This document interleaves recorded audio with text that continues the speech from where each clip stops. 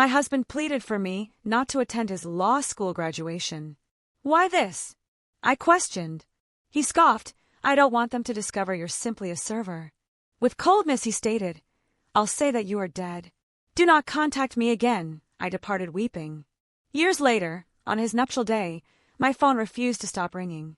His mother, his new wife, all demanded what transpired.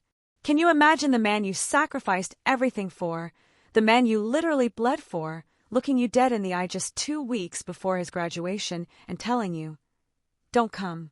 I don't want people knowing you're just a waitress. Just a waitress. That's how it all came crashing down, a betrayal so cold and calculated it still makes my stomach knot up when I think about it. But how did I get to that moment? How did I, Haley, become an embarrassment? Let me take you back to where the story really begins. For 6 years, my life revolved around Riverside Diner, a place that perpetually smelled of bacon grease and coffee that had been on the burner a little too long. The vinyl booths were a patchwork of duct tape, the jukebox stuck on an endless loop of 70s classics. The fluorescent lights flickered whenever it rained, which, where I live, meant almost every day. But this diner, this was my kingdom. I knew every chipped tile, every wobbly table, every squeaky kitchen door.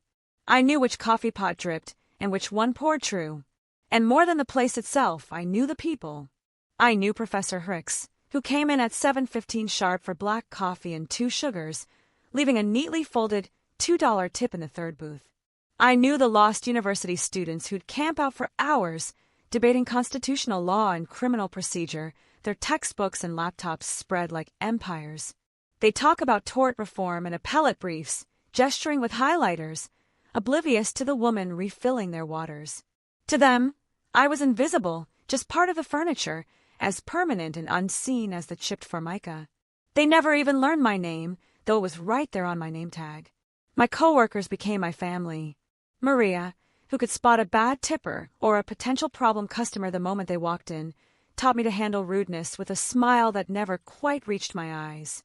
Devin, scrubbing pots in the back, working his way through community college, shared his wisdom. Every job teaches you something valuable if you pay attention. And washing dishes, that teaches patience, and the satisfaction of turning chaos into order. He always said the people who looked down on service work just had no idea how much skill and endurance it required.